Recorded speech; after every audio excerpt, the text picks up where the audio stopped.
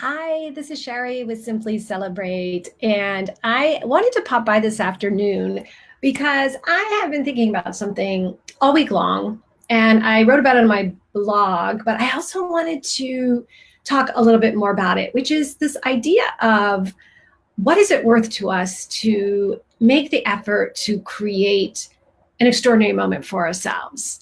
And by extraordinary moment, I really mean anything that's out of the ordinary. I'm going to give you an example, like where this all started from is many of you may have known and maybe even participated by watching the lunar eclipse that happened Sunday night. It was this beautiful happening. And what was going on is that I really wanted to watch it. I wanted to see what was going on. And so my beau and I decided we were going to find out what time was the best time to watch it from where we live. And we made plans to do that. And then, as often happens, and maybe you guys can relate to this, that as the time was coming closer to where it was actually happening, I think it was like at 8:41 that we were supposed to get outside. It had been raining that day and it was really cloudy and we were cozied up inside. And it kind of got to that point where we were like, oh, do we really want to do that? Do we really want to get all bundled up and go outside and try and chase down this moon? Maybe we won't see it. It's cloudy. You can hear like all of the excuses came in, and some of them, they sound kind of real, right? But there was this really just resistance. Like we didn't want to do it anymore. But what happened was, and I have been thinking about this a lot, is that luckily we had a reference point of another time when we had made plans to get up and see the sunrise. And the same thing happened when it came time to actually get up and get out to go see the sunrise. It was like, oh, we're tired. It's cozy. Oh, should we really do it? But we pushed ourselves to go. And when we did that, we got up and we got dressed and we went out with this like magical moment down at this pier. There were these dolphins playing and all kinds of like beautiful things happening. And it would have been such a shame to miss that moment. And so we had that as a reference point. And we were like, you know what, we should go see the moon. And so luckily we pushed through that resistance, got all bundled up, went outside. It was cloudy. So at first we couldn't see the moon. And so it was kind of like, okay. But it was kind of fun to be out anyway. And there were people out. So we were talking to people. But then at one moment, the clouds just cleared. And there was that big red moon. If any of you saw it, it was crazy beautiful, right? So like, talk about extraordinary. We went from this one moment of like, oh, this is fun. We're outside, kind of connecting with people, to like, boom, there was that big red moon. And it was so beautiful and so otherworldly. And we were immediately like, wow, thank goodness we didn't just stay in the house, as we were sort of, that was sort of like the momentum was just sort of like, oh, it's so cozy. Let's just stay here. Do we really need to go do that? Do we need to go outside?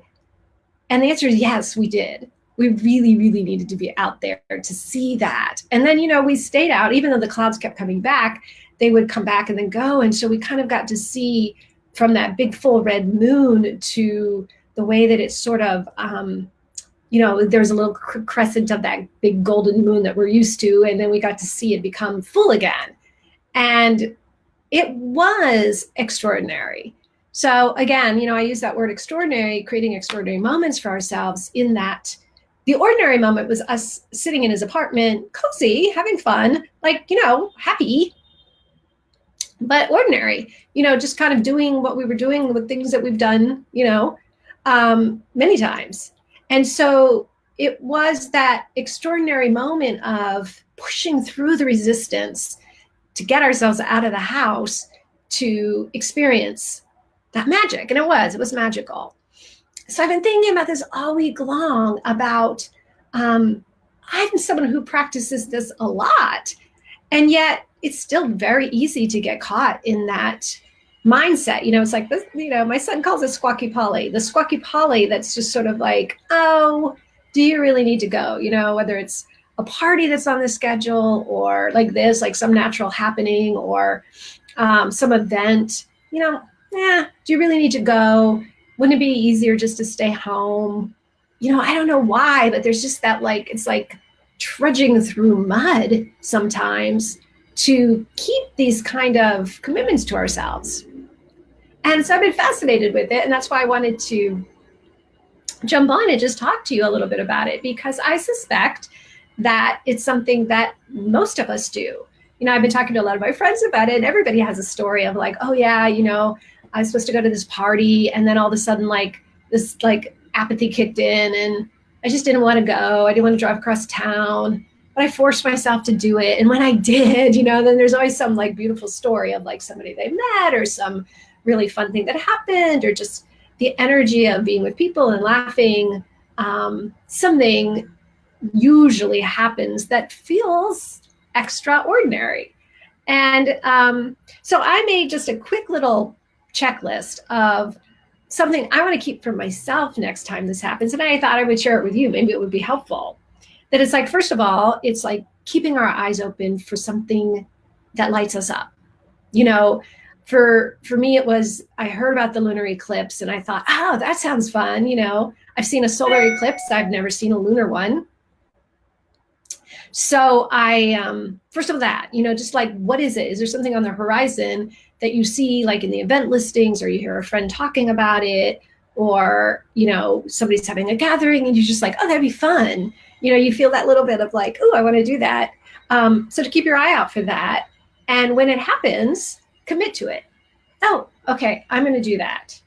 And the second thing I think that's really important when we're practicing this is to invite a friend. So to say, like, to somebody that you love, like, this thing's happening, I really want you to come with me. And also, I want us to commit to practicing together, that if one or the other of us has a voice come up in the squawky poly mind that says, man, I don't want to do this anymore. I'm tired, or well, let's just stay home. Let's just rent a movie or whatever, that we're going to remind ourselves, whoever, is the other one who's not having that experience, or hopefully, there will be one person who's not, then it's like, we're going to remind ourselves, like, no, we're practicing keeping with the commitment. We're practicing creating an extraordinary moment for ourselves. And no matter what comes up in the monkey mind, we're going to do it. So that you make that pact, and then you just get up and you put your shoes on and you go and you do it. And the last part of this is to watch what happens. So like for us, we were kind of paying attention the whole way through, like, oh, we were being told that it'd be best just to stay home and just hang out. It was cozy.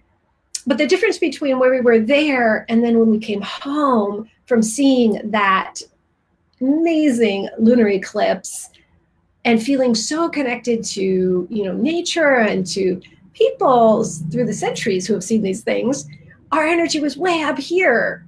And so, like, to pay attention to that, like, so that next time it happens, you'll have that reference point. So I'm curious, anybody who's watching this, whether it's now live or later on, if you want to post in the comments, if you've ever had that experience of, I really want to do this, you make the plans, and then when it comes time for whatever it is, you can't find that person who really wanted to do it. You're looking all over, like, where's that person who really wanted to do this? But that you pushed through it and got to experience the joy of whatever it was.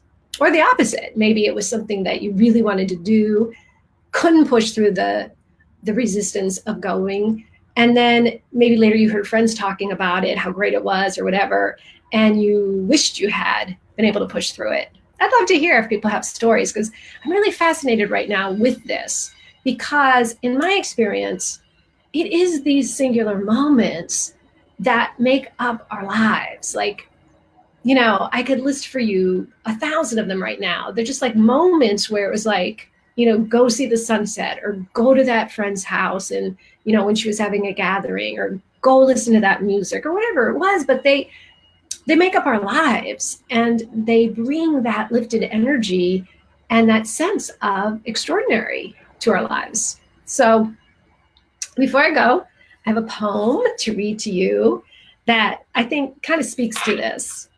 And it's by one of my favorite poets, Naomi Shihab. It's called Missing the Boat. It is not so much that the boat passed and you failed to notice it.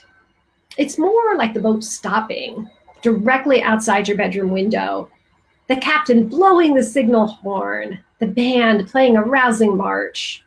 The boat shouted, waving bright flags, its silver hull blinding in the sunlight. But you had this idea you were going by train. You kept checking the timetable, digging for tracks, and the boat got tired of you. So tired it pulled up the anchor and raised the ramp.